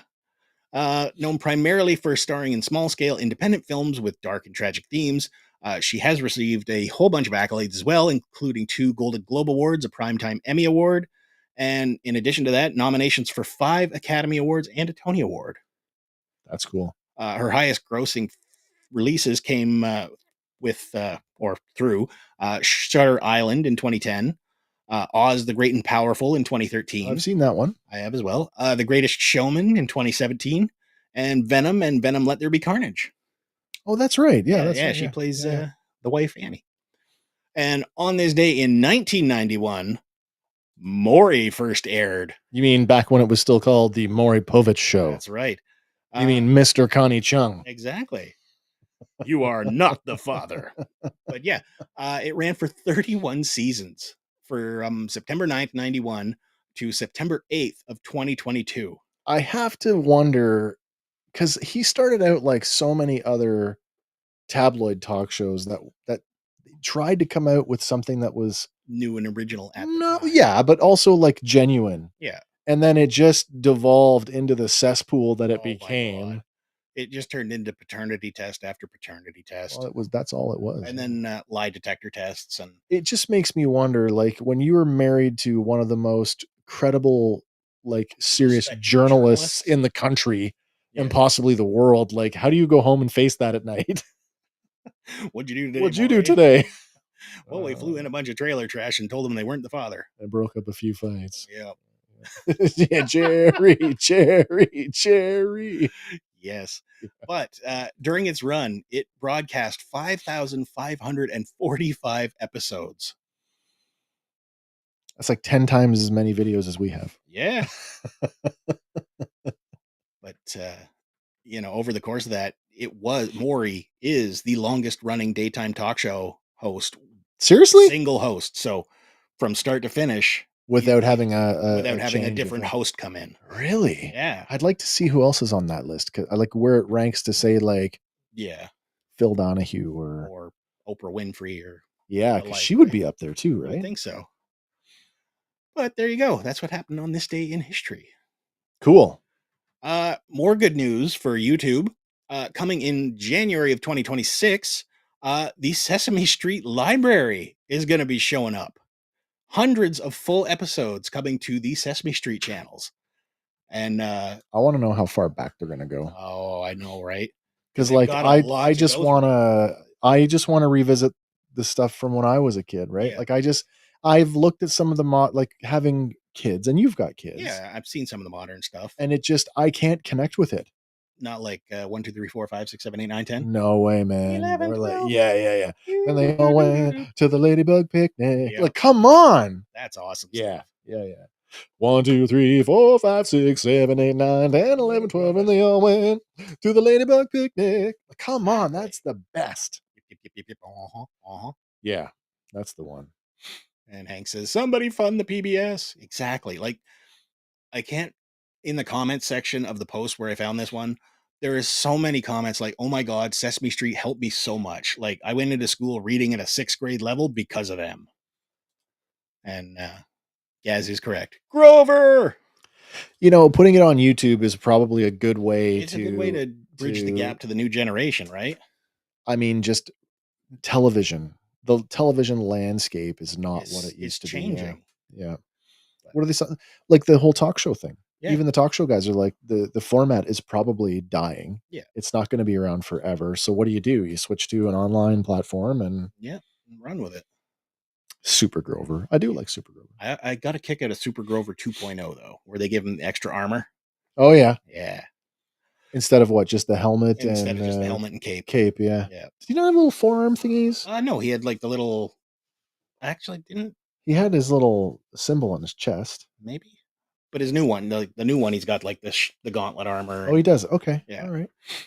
But anyway, speaking of fighters, Street Fighter is going to be having a live action film coming soon, and they have revealed a good chunk of the massive cast. So you would know better than me, but Yeah. like just at a first glance, when I saw this week, I could identify 2 wrestlers. I suspect there's more. There is.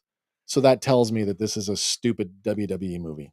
I don't think so. I hope not. Because they've got a lot of other names in there too. But we've got Andrew Koji as Ryu, who I'm not familiar with. I don't know who that is. Cody Rhodes as Guile, which is a weird choice, but okay. Yeah. Reina Valadegam as Julie. I don't even know who this character is. Julie, no idea. We've got Kalina Liang as Chun-Li, who I Yep. know who that is. Yep. Mel Jarnson as Cammy. I know who Cammy is. Another wrestler. Roman Reigns coming in as Akuma. I don't know who that is. He's the tribal chief. Part of the big Samoan dynasty that's going on. No, I don't know who Akuma is. Oh, that's like the evil Ken and Ryu. He's like the Super Saiyan version, I guess, if you will. Does he look like one of them? Like one of them on steroids that turn to the dark side. Okay. All right. We've also got Vidyut Jamwal as Dalsim. As Dalsim, yeah. Eric Andre. Eric Andre. Come on. As Don Savage. And I have no idea who that character is. Look, it's Eric Andre. He's not going to last very long. I don't know. Oh, there you go. Koji was Storm Shadow and Snake Eyes. Oh, okay. Hank says, I only know Eric Andre. I'm old. Josh says, no clue who any of these actors are. Yeah, seriously. Well, we'll keep going here. Again, another character I don't know, Joe, who is going to be played by Alexander Volkanovsky. Yeah, Volkanovsky. That's what it looks like. I don't remember him in the game. So no. But we got more. Oh yeah, because there's what, like another. I believe there was 17 in total. There you go. Jason Momoa as Blanca. It's not gonna have a whole lot to say. He can growl a lot. Though. Sure. This next one confounds me. This one. That's confounding. It does, because we got David Dasmachlin as M. Bison. And this is right up there with Cass and Raul Julia as M. Bison. It's a weird choice. Yeah. It's just a weird choice. You got a weird character actor. I know he's got like the whole Devil on Air or whatever movie thing. And he's kind of like hot commodity right now, but Bison was always this big, very imposing guy, right? Yeah. But we've also got Hiroki Goto as E Honda. Yeah. 50 Cent as Balrog. And you know what? He did fine in like the Expendables. Yeah. So I can buy that. Noah Centineo as Ken. Oliver Richards as Zangief. Andrew Schultz as Dan Hibiki, another character I have no idea who that is. No, me neither, yeah. And Orville Peck as Vega. Is that an actual photo with the cowboy hat and mask? Well, they're all digitized up, but yeah. Okay. So, that's quite the assembly of characters. We're going for a big piece here. We are. Now, whether or not they're all going to hit, I don't know. I was never a fighting game fan because I just couldn't smash the buttons well enough, fast enough, right combo. Couldn't do it. When it comes to the film side of these fighting games, I have a lot of room for the Street Fighter animated movie, which is amazingly good. But live action, I got to give it to Mortal Kombat. Yeah, they're killing it right now. I like the original Mortal Kombat movies. Christopher Lambert. Yeah. I like those better than I like the Van Damme Street Fighter. That being said, with Mortal Kombat getting its reboot, if Street Fighters approach similarly to honor the source material and yet make it contemporary and make it good, I'll give it a chance, but I don't know. I don't know what to expect from this. I don't know. The Van Damme version holds a place in my heart, though. It's goofy, but fun. But Guile better pull off a way better looking flash kick than yes, Van Damme did. or at least a sonic boom. Come on. Sonic boom. Exactly. But that one had Fennec Shand as Chun-Li, so It did. yeah. But moving along, one night only. This might interest you. On October 8th, Tron Legacy and Tron Ares will play back to back in IMAX theaters. Interesting that they're choosing to do a double feature and not a triple feature. And interesting that they're choosing to play Legacy back to back with Ares. Almost suggesting that there's a link. Could be. You know, that's the one big missing piece from the Ares marketing is, does Sam Flynn and Cora, do we get anything on them? Or what about Tron? The program's name is Tron. I'm here for it. I want to see it. Gaz says he heard that Zazel turned down the role of playing He turned Zangief. down Zangief. Oh, that's funny. But if you go see this, apparently they are going to have exclusive collectible pins. All of the other merch that's come out of this, and that's, we didn't actually put, did we put it in our? You've got it. We're Okay, going to talk about it. I'll talk about that when it comes up. All right. Well, since this is one night only, get your tickets now, I guess, for the October 8th showing. Yeah, because I think the wide release is what, the 11th? The 10th. Josh says, I can't sit through two films back to back. Don't have Happy the attention birthday span. to me. I could sit through two Tron movies, especially if Ares is good. Yeah. If Ares is comparable to Legacy, it may be maybe your new go-to. It might be my favorite movie of 25. Oh, nice. Josh says there is a popcorn bucket too, and you're not wrong. Yeah, there's a couple things in that department. First up, we get the Light Cycle collectible popcorn container. That's a pass. And then we get the arcade game collectible container. That's the one I want to talk about. What's the scale? What? Yeah. So 1, what is the scale? 2, why didn't they use this as an opportunity to make the popcorn bucket one of the video games in universe that Kevin Flynn actually made? Oh, that would have been cool. But again, this is continuing that whole trend of popcorn buckets that's been going like wildfire this last year and a bit. Like Space Paranoid or whatever, there was like 2 or 3 games that he made in universe. Yeah, but I'm not sure if the Light Cycle will be at all locations, but it will be at select locations. The arcade one will be exclusively at Regal theaters. Oh, so you and I won't be getting it? No. All right. But, I'm not a big fan of these. I like them for what they are. It's not for me because that's money I could be spending on other collectibles like action figures and stuff. Exactly. Now, will there be an action figure line for Ares? Maybe. Spin Master did the Legacy figures, and they were like kind of. Well, they did 2 scales. Okay. They did a larger scale with a digital. It had like a screen for a face. Oh. Yeah. Josh says I could be either, but I'm broke. Fair enough, because these will probably be like at least 30 or higher, because that was like the typical price point for the Superman stuff. I wonder if Tron Ares is actually a video game within the movie. And it's like, Last Starfighter, it's a training thing or something for. Anyway, we'll see. With all the hubbub about Tron's new flick, where's Automan? I ask. Cursor, get me my Lamborghini. Turn it into a helicopter. Nice. I remember Automan. That was kind of cute. Mm-hmm. Well, I know we mentioned this last week, but the premiere did happen at TIFF, and Ryan Reynolds and Colin Hanks rolled up in style. I saw that. Oh my God, it was so good. They rolled up in the Chrysler LeBaron. Yeah. Tweaked out to look like the one in from Planes, Trains, and Automobiles. But Josh says, I think it's a military. Yeah, that's all the marketing says, that they're basically bringing programs into the real world to be a manufactured military. But John Candy, I Like Me will be on Prime Video October 10th.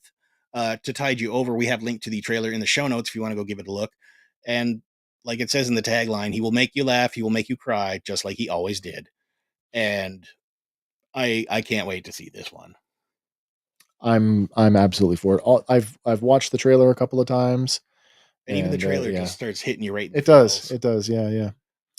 Yeah. What's Hank saying? Yes, Gaz, good question. And I'll raise you. Where's Manimal? Oh, yeah, with the crazy bubbly skin as he transforms. Yeah, yeah, yeah. Josh, I hope Tron is actually in this. I'd like to know what happened to him. Josh, I don't know what they're going to do with this movie, but I do know that the Tron animated series will answer that question for you if you like animation. He's alive. He survives. Cool. But in addition to showing up in the Chrysler LeBaron, I guess Ryan Reynolds also went to, or Blake Lively was up in the Muskokas and found a lady that was working on garments, and she asked her, "Can you do one up with a lot of John Candy stuff on it?" Yeah. So that is the, I guess, tuxedo jacket he is wearing to the premiere. Oh, really? Yeah, and I never would have put that together. yeah, so it's a nice little local touch. That's cool. But Josh says, forgot about the animation. It's not bad. It was what, 2015? It came out just after Legacy. Yeah. Tron. Oh my God. What's it called? Tron, the animated series? No, it's not called that. Gaz says, yeah, Hank, bring them back. Bring them all back. Animated series. Oh, and Hank follows it up with BJ and the Bear. Tron Uprising. Uprising. Okay. Tron Uprising takes place between the first Tron film and Tron Legacy. It follows Beck, a young program trained by the legendary warrior Tron, as he leads a revolution against the tyranny of Clue within the computer world of the grid. Clue? Clue. Codified likeness utility. Tron, man. Tron. I'm not up on my Tron. I got to get brushed up, though, for the new movie. But Josh says, I played Xbox game, but rage quit halfway through. Couldn't get past one part. Which one? Oh, the Tron game. Yeah. Yeah. But we have 2 items left, and one of them is our returning feature. We actually found stuff this week. Oh, wait. Okay, so there's a real thing this week. Okay, I get to say the thing. Yeah. I get to say the thing. It's that time again for our Canadian viewers where we have reached the point where Andy, he's out in the aisles, he's hunting for you and me so we can save a few dollars with this week's toy hunting tip at Dollarama. What do you got for us this week, sir? All right. Well, this week's showing up, Disney's Wish. You remember that movie that didn't quite hit? Well, they've got a 9-pack of action figures there for $5. Retail $15.99 on Amazon. So really? Yeah. Third-party seller at this point. It's got to be. But yeah, if you were a fan of that film or you just want something affordable to throw your kids' way. Are they like Polly Pocket size? I think just a little bit bigger. A little bit, okay. But still. Like the modern Pollys, they're a little bit bigger, right? A little bit, yeah. Yeah. And also showing up is You Gotta Be Kidding Me, the game. Showing up for $4, regular retail on that one, $21.99 on Amazon. Cats, they never get old, right? Exactly. But smitten with kittens. Yep. But yeah, save a few bucks there. It's not too bad. And then for our most recent oh boy, edition, this one, I said it last week. Was it last week we had the car story? Or the week before? Might have been the week before. It's an aspect of pop culture that we don't get to talk about very much, and I'm talking car culture. Mm-hmm. Well, this is kind of related. It is. And who doesn't love a phantom car? Who would love... How much money do you have to pull this off? Oh my God. And to get away with it this long? Oh, yeah, for years. Okay, let's get the story. But yeah, the Czech police have finally caught up with the phantom race car driver. Apparently this guy has been driving what they thought was a Formula One type racing car. They thought it was a Ferrari. Yeah, spotted on numerous highways on numerous occasions since 2019. Yeah. Well, apparently it was decked out in full Ferrari lively. Yeah, Ferrari livery, but it was a Dallara? It's not a Ferrari. No, it is not. I'm pretty sure it's a Dallara. Oh, come on, I lost it here. Oh, there it is. A Dallara GP208 race car developed by Italian manufacturer Dallara for use on the GP2 series, which is a feeder series for Formula One. Yeah. But they finally caught this guy. Because he stopped for gas. Yeah. And then video footage captured by local media showed him sitting in the car in front of his garage arguing with police officers saying that they were trespassing on his property. You're trespassing. He would not get out of the car. And he was still wearing his red racing driver. You'll get out of the car. Yeah, plus his helmet. He refused to answer any questions when he got there. But a man identified as his son told local media that the house has been surrounded by several dozen police cars and helicopter in what he said was a disproportionate response to a supposed traffic violation of theirs. Disproportionate. Yeah. Supposed. He went on to claim that allegedly they saw us towing a Formula One car, which they claimed had been speeding along the motorway. And of course, they know nothing about this. Well, I'm But pretty there's sure video the dash footage. cam footage and the aerial shot says There it is. otherwise. Yeah, like, I'm sorry, but that is like, how can you go that's against hilarious. Oh man. What's Josh saying? Ford made an F1 car that was road legal. Well, that's cool. Well, then it wouldn't be F1, would it? Yeah. Ricky Bobby, says Hank. Ricky You Bobby. ain't first, you're last. And Gaz says, Legend. They should make this Phantom Racer a cartoon series. Where's Hanna-Barbera? nice. Hanna-Barbera over at Warner Brothers. That's where all the Hanna-Barbera library is residing. Call Warner if you want that stuff. There you go. But yeah, they now face fines for driving a vehicle on the motorway without headlights, indicators, number plates, and he could have his driver's license suspended. Well, anything that makes it a road legal car. Yeah. So there's your what the fandom moment of the week. I giggled over that. I mean, it's funny, but it's also like incredibly stupid. Yeah, like first off, it takes so much to get that car, right? Like that is not a cheap vehicle to have in No. your possession. No, Let alone maintain. What'd you say it was a Dallara GP2? Yeah. Okay, let me look this up. How much does a Dallara GP2 cost? Ding ding ding ding ding. Oh. ding.